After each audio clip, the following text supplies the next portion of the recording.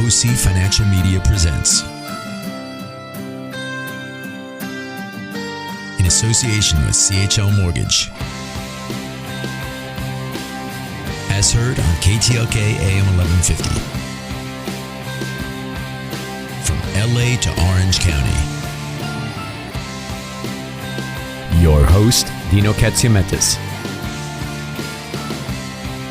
It's about your real estate. It's about your money. From your estate to real estate, it's Money Matters with Dino. Welcome back to Money Matters with Dino on K-Talk AM1150. We're here every Saturday afternoon from 12 to 1. And if you don't catch the entire show and you want to get it in its entirety, you can also catch us on Facebook. It's just facebook.com/Money Matters with Dino, or you can go to our YouTube channel, which is just youtube.com/Power Players Radio. And we'll have all our information over there, as well as our website, moneymatterswithdino.com. We have a great lineup here today, and we're going to be talking about save your business, form the right entity the first time. But before we get into that, I want to thank one of our sponsors here today and just acknowledge Reverse Mortgage Educators. They were on last week, and they did a bang-up job last week, and we got a ton of calls from some of the seniors out there that really needed some help. If you're a senior aged, I believe, 62 or older, and you're having problems with your finances and you own a home, call up Reverse Mortgage Educators. They are outstanding, and they have your best interest at heart. I can vouch for them. I personally endorse them. They're great guys. Call us at 949-720-1616. That's 949-720-1616, and I'll put you in touch with them directly. All right, so here we are. We're back to the show. We got all this great stuff about LLCs, S Corps, C Corps, partnerships, what to do if you're in business with your husband and wife, and how to. No, I'm kidding. Phil's looking at me over here. How to ace out the partner, and all this other crazy stuff that we're, I don't know, maybe going to talk about, maybe not going to talk about. But one thing we are for sure going to talk about is how to protect yourself by forming the right entity, both for partnership agreements and tax strategies. So here we are with Demo Zeppos and Tom O'Rourke, and if you guys are okay with it, let's just jump right into all these questions. Sure. All right, so whoever wants to answer, just jump right in. How important is it to fully understand the business you want to start before deciding what type of entity you should create? You want me to jump in on that? Yeah. I think it's critical, but yes, go right ahead. Well, really, when you say the type of business, you're talking about the type of entity or knowing what your business is going to be? Well, yep. Phil, since you sprung that question on me, I mean, personally, I read it and I think to myself, what kind of an idiot would start a company without knowing what his business is? But that's a great question he just posed. I think you'd be surprised. Yes. I think a lot of people have an idea of what they want to do or what they want to sell or what service they want to provide. They jump right in and go to a website and start a partnership or a sole proprietorship or an LLC, not having any clue whether it's the right entity that's going to protect them the best in the long run, and then they have to try and redo it or start a new company, or once they get into it. I'm not always politically correct, and I am a nice guy, but if I just insulted you, I'm sorry. But seriously, you got to know what kind of business you're starting.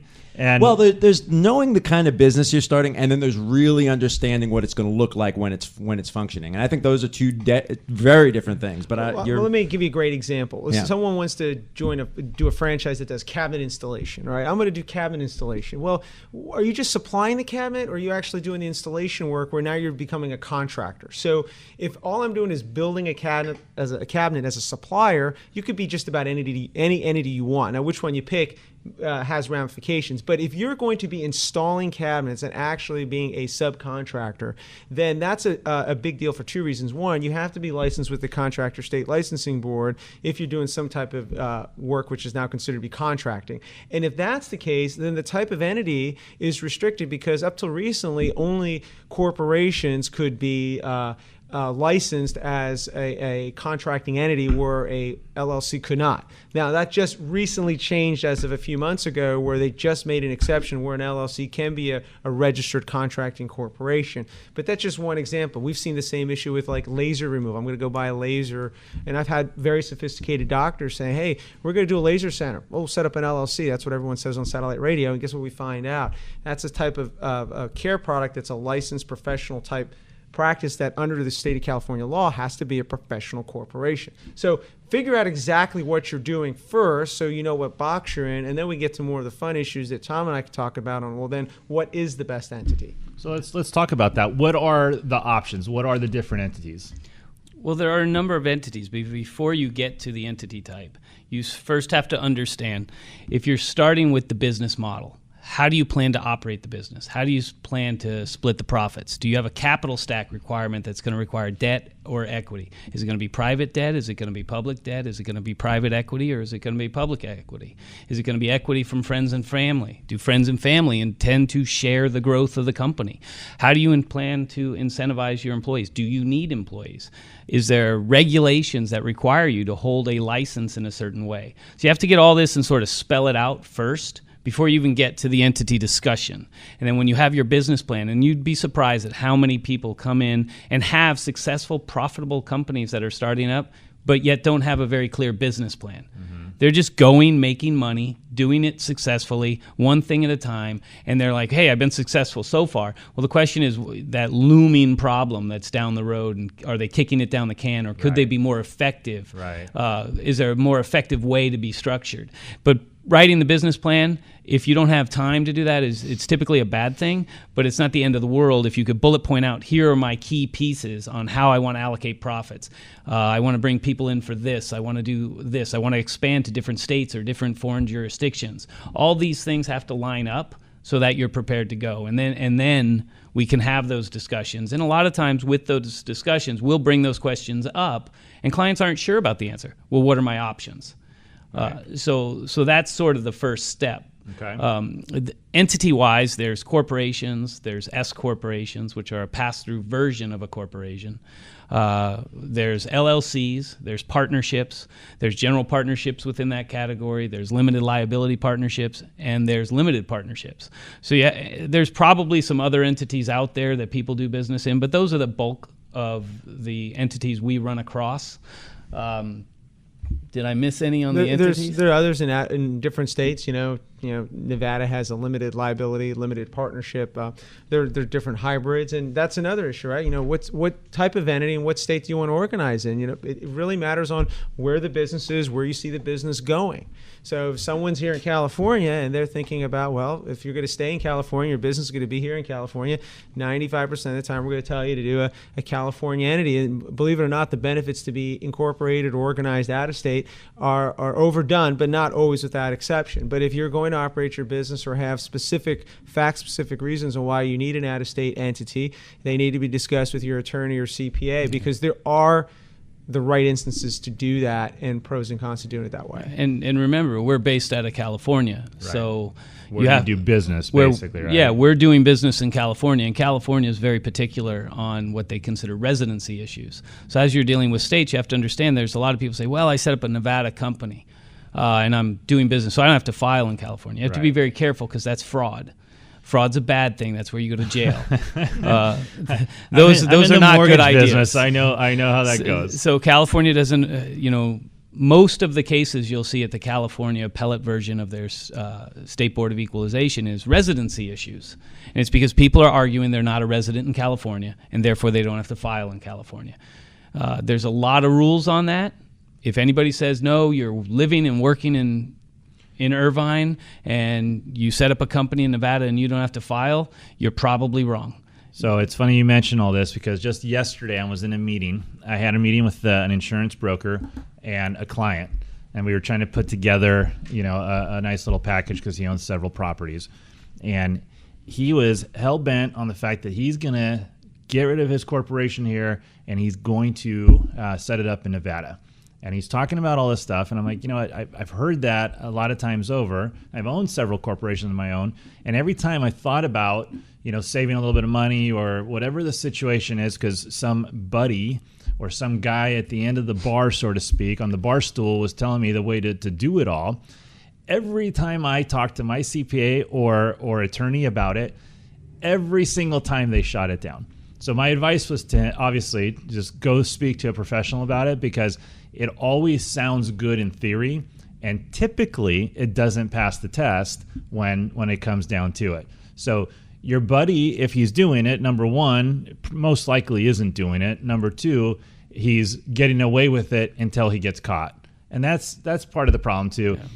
I think a lot of people, especially once they get a new business up and running, they kind of just fly by the seat of their pants. They do, right? And then they try and clean things up later. And you just gotta, if that's what you're doing, you just gotta pray that you're not gonna get caught before you clean it up. I have some clients who acquire distressed notes. It seems to be the post-2008 business model of real estate investment was really acquire portfolios of loans, convert the loans. There's a lot of that business going on. Sometimes you're buying tapes of loans that are outside of the state. So you really have to sit down and determine, what have I just created? When I bought a tape of unknowns, and the tapes of unknowns could be in 15 states. Well, each state has a different theory of nexus. So my point is understand what you're doing, understand your risks and your cost benefit, and then making sure that you're staying within your comfort zone. So let me ask you this.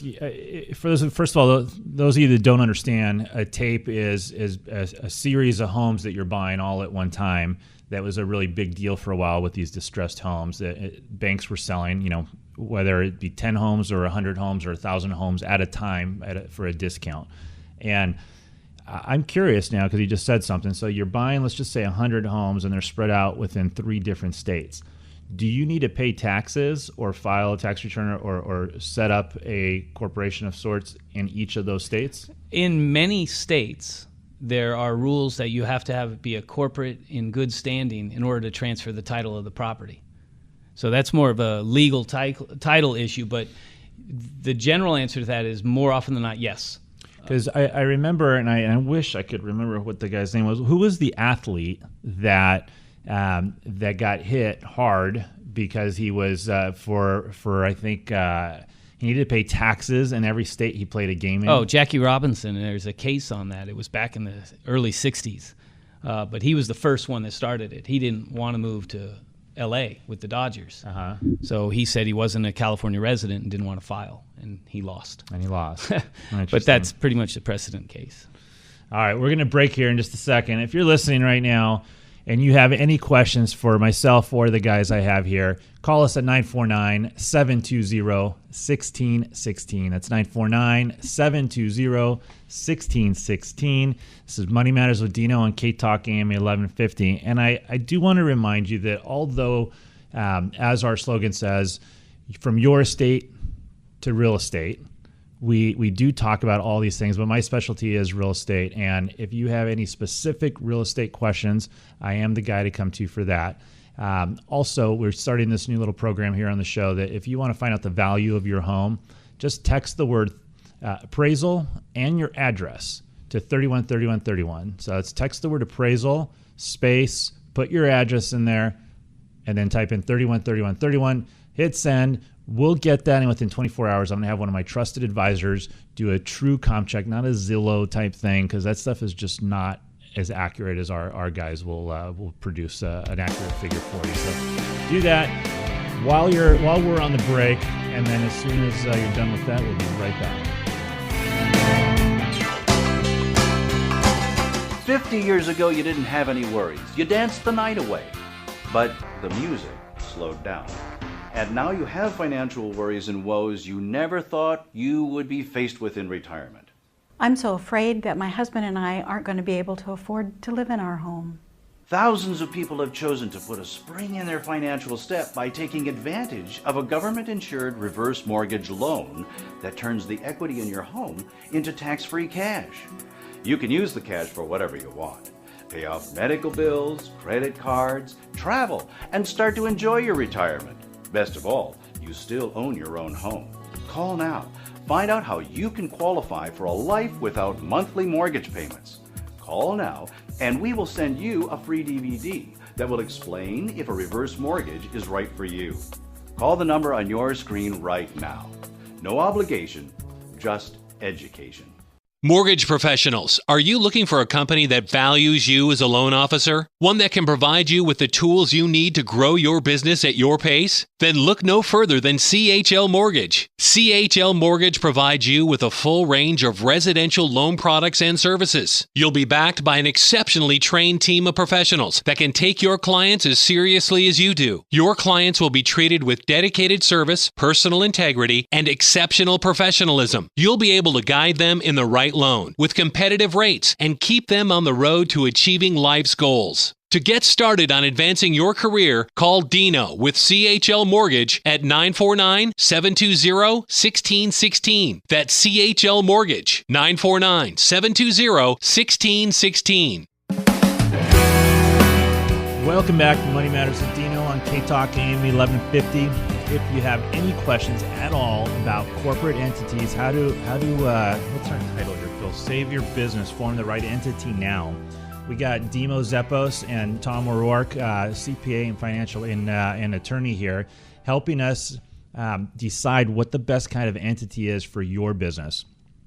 So before we start, I just want to say thank you to Citywide Home Loans for sponsoring our show. Citywide Home Loans, as I like to say, is not only do they have the best rates, not only do they have the best service, blah, blah, blah. The thing that every single mortgage company says, we do. We're really great at everything, but more importantly, the people we have working here actually care about you, the client. They care about what kind of a loan you get into, if it's right for you, not if it's right for them. They care about how much money it's going to save you over the term of your loan, the period of time you own their house. They put you in touch with right financial planners and CPAs and people that can give you an overall financial makeover, because that's what it takes these days. Your home is the largest transaction most likely that you're going to ever make in your life. And if you don't look at it from every angle, you could end up making a mistake that's going to cost you thousands of dollars. It's not as simple as calling one of these big companies that advertise on the radio or the big billboards out on the street that just slam you into a loan and wham bam, what comes next. It's something that needs to have some serious thought. So if you're interested in buying a home, refinancing, pulling some cash out to start a business, whatever your situation is, call us at 949-720-1616. That's 949-720-1616. All right, here we are. We're back to corporate entities, and I'm going to change up the questions just a little bit and just be a little more specific to somebody listening right now. So here's a question for you. I own 2 houses in Texas, and I own 1 house in Arizona and 1 house in Nevada, and they're all rental properties, and I have a house here that I live in. Should I have all of those in my name? Should I have them in an LLC or a corporation, and why? I'll start on the legal side. Typically, when you have any kind of a business asset that creates a potential liability, whether foreseeable, unforeseeable, by having it into a business entity like a corporation or LLC or limited partnership, whatever happens within that entity, generally, if it's done right, would not affect the liability of that owner. When it comes to real estate, and I'll let Tom elaborate in a second, I would use a limited partnership or LLC. In Texas, if you have properties there, I would probably have one entity for my Texas properties, and I'd probably have an entity for, you said, Nevada and Arizona. You don't necessarily have to have an entity for every single property. It depends upon what your risk tolerance is. That's a good reason to have a Texas entity, whether it's a Texas limited partnership or LLC, even though you live in California, because it is a business in Texas, and that's okay. And then for purposes of how... So real quick, so that would be a specific example of you actually create that entity in that state, because that's where the business is being done. Now, being that money is eventually coming back to California, Tom, would I have to pay taxes on that in California and in Texas? Well, California taxes you on your worldwide income. Okay. That's the general rule. So for most states, they provide a credit for taxes paid in another state. It essentially gets you to you have grossed up to the level of tax you would pay if all of your income were generated right here in California. There's a lot of different variations of it, but that's the California tax system in a nutshell. Got it. Okay. As it relates to having multiple properties in there and one entity or multiple entities, as Demo was speaking about, there comes a question of cross-collateralization with debt. Do you get a better deal on your debt instruments if everything's cross-collateralized? Is it better off? Do they require separate debt for each property?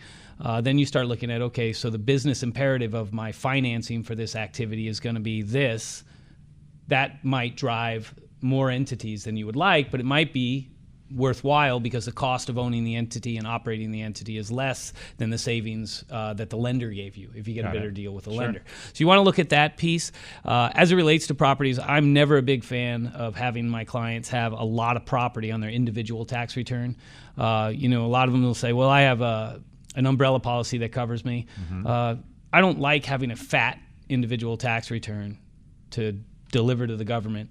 I could have a thin one with a K1 that comes from a partnership or an LLC. Yeah. And let's move that stuff away from all my personal and private information and have my business and investment entities be business and investment entities. Got it. And that's just something, there's no rule on that. It's just the way I like to do it.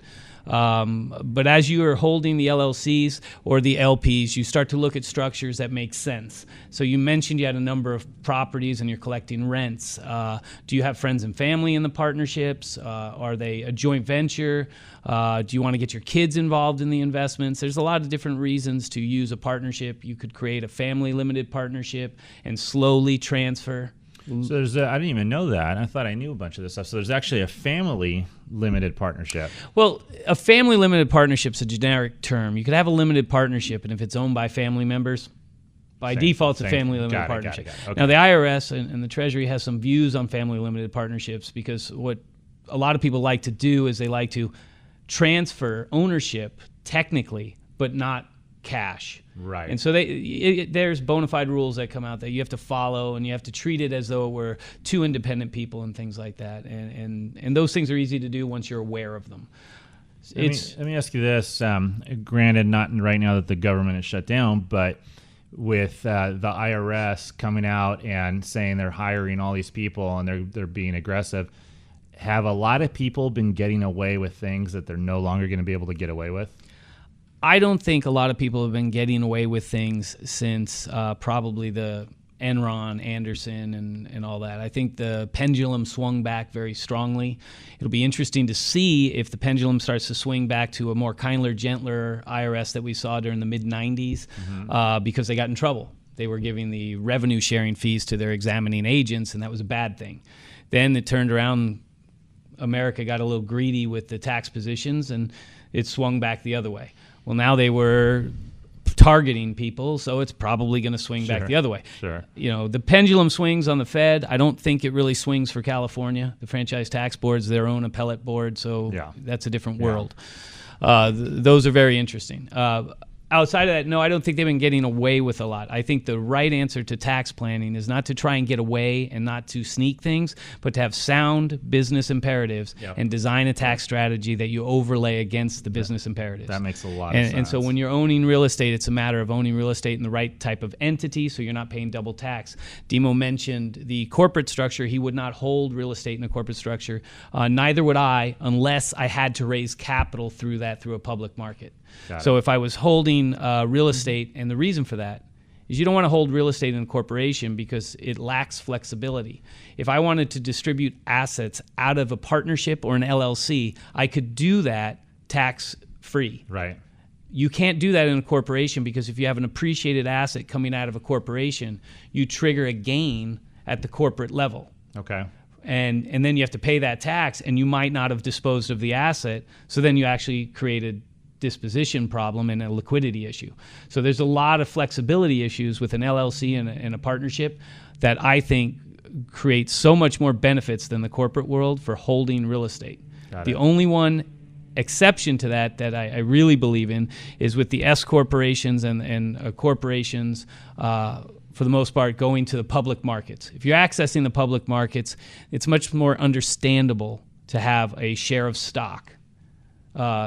People can trade. It's more freely accessible. You can raise capital more easily. So I got three things to say. One, Demo is one of the nicest, politest attorneys I've ever seen because he's sitting back here raising his hand because he's trying to get a word in. Number two, Mrs. O'Rourke was right. You are long-winded. And number three, whoever said CPAs were really boring and didn't have any personality were wrong. Go ahead, Demo. No, I think you're right. I've known Tom for many years, and I particularly like working with Tom because we have a lot of overlap and we complement each other's practices. The one thing I'd like to add is he's right. A lot of people like the big dream, the Facebook dream. I'm going to go to the public market someday, whether it's real estate or another type of business. So start with the LLC. And you can always convert the entity on a tax-free reorganization into a corp when that big time hits. But you can't do the opposite. And I have picked up clients who set up this traditional C corp because they have a business plan. They're going to raise $25 million in the public market, and they really will. And I said, yes, but what if you get taken out with a straight sale? You're going to have a double tax issue. Not everyone's going to do that stock, public offering. So let's start with the most flexible type of Play-Doh, which is the LLC, and we can always convert it on a tax-free basis. To do it the other way is like breaking cement. It's very painful. What about switching from a C corp to an S corp? Is that easy, or vice versa, as long as you're within the corps? Similarly, the S corp to a C generally is just electing out, and that's straightforward. But the C to the S can be painful, and there's generally a 10-year look-back period. But that's a tax election that Tom can elaborate a little bit more on. It essentially, you track your built-in gains at the time of election, and over 10 years if you trigger any of those. Because let's back up for a second. An S corporation has a single layer of tax at the shareholder level. Mm-hmm. And what that means is income and losses at the S corporation flow through to the individual, and you report it on your 1040. In a corporation, which we call a C corporation for lack of a better term, they are taxed on their operations at the C corporate level at 35% federal rate. Income is paid out to their shareholders either through salary or dividends. So as to the extent you have income through salary or dividends, you're paying double tax. So if the same dollar of income is taxed at a corporation and you pay 35%, then you distribute out the remaining of that, which is 65 cents. That 65 cents is taxed at the individual level again at roughly 35%. We're just staying fed here. So now the 65 cents that you earned and paid tax on at the corporate level is now only worth, 35 cents in your hand. Right. Where if that were an LLC, it would be worth 55-60 cents. You're listening to Money Matters with Dino on KEIB AM1150, and I can tell you right now that I've been involved in many business transactions, and the one thing, and this is proven it right now, that I always do, and I strongly recommend that you do, is you don't make decisions based on something your buddy said or something you read in a book. You go seek counsel, and you seek guys that have come highly recommended to you. And the reason why is because there are things that you just don't know. This is what these guys do all day long. They know the ins and outs of them. They know what it'll cost you today, tomorrow, and way down the road if you don't do it properly. If you'd like to be put in touch either with Tom or with Demo or somebody else in another field that you think you need some help with, call me direct at 949-720-1616. That's 949-720-1616. And we're going to break here in just a second, but I also want to let you know if you want to get an appraisal done on your house but don't want to pay any money, then we have a service for you. Text the word appraisal and your address to 313131. That's text the word appraisal and your address to 313131. I'm going to have one of my trusted advisors look everything up and give you a call directly within 24 hours. We'll be right back after this break.